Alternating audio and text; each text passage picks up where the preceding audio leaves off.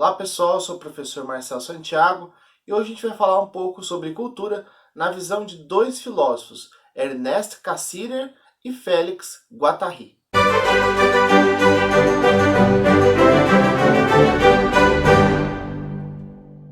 Então a primeira concepção de cultura que nós vamos abordar nessa aula é a visão de Félix Guattari. Ele nasceu em 1930 e faleceu em 1992.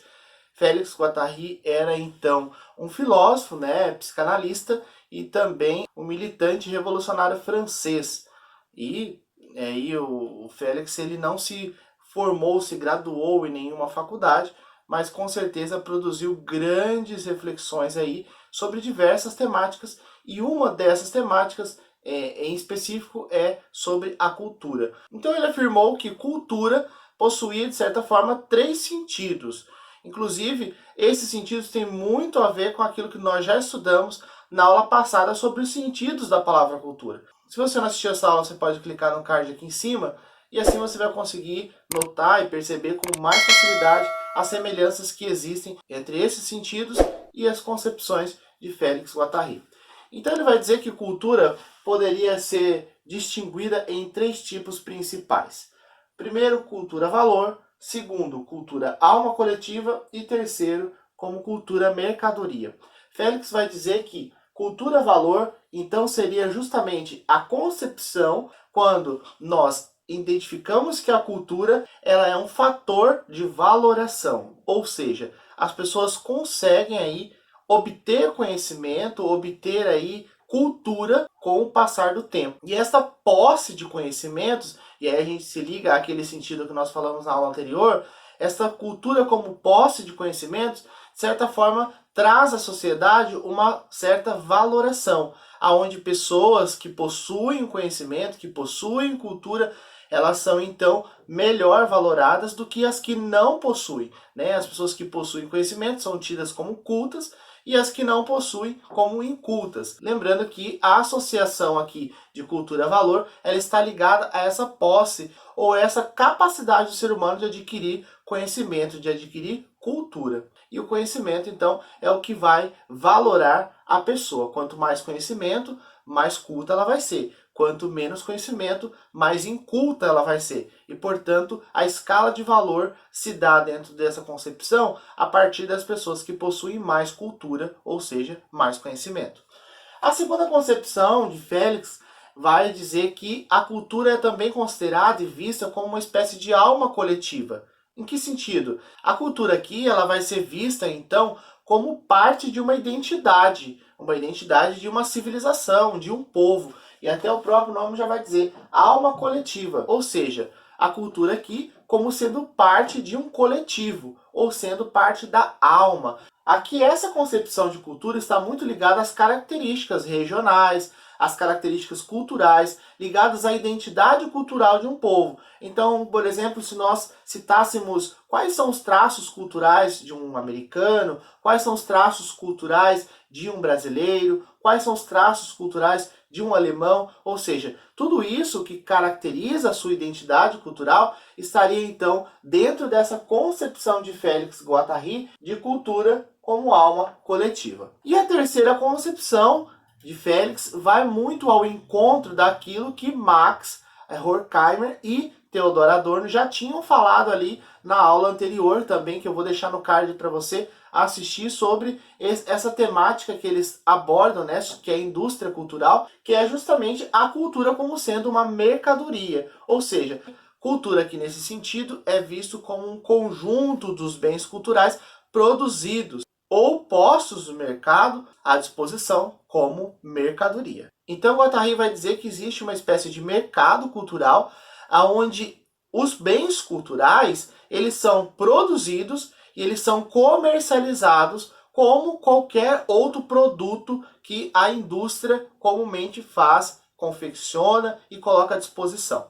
Então veja só, a cultura passa agora a ter um outro sentido aqui, que é justamente a cultura como sendo um mero produto de exploração econômica. A indústria é aquela que vai produzir e ela, de certa forma, vai ditar qual é a mercadoria que vai ser consumida pela sociedade. E um outro filósofo que nós temos é Ernest Cassirer. Ele nasceu em 1874 e faleceu em 1945. Cassirer ele era um filósofo alemão, só que ele tinha uma origem judaica. Ele era professor na Universidade de Hamburgo, inclusive foi até reitor dessa universidade. E ali permaneceu, né, nessa universidade até a ascensão de Hitler ao poder. Com a implantação do nazismo, ele teve que fugir da Alemanha justamente para que ele não fosse, obviamente, vitimado por esse sistema totalitário. Muito bem, aqui Cassirer ele vai desenvolver um sentido de cultura ou uma abordagem sobre cultura olhando muito para o ser humano como um animal simbólico. Ele vai dizer que o ser humano é um animal simbólico por natureza, né? Ele precisa dessa simbologia, ele precisa simbolizar a todo momento a sua realidade circundante. Então veja que o ser humano, sendo um animal extremamente simbólico, ele vai justamente buscar nas produções culturais, ele vai buscar nas manifestações culturais se expressar das diversas formas.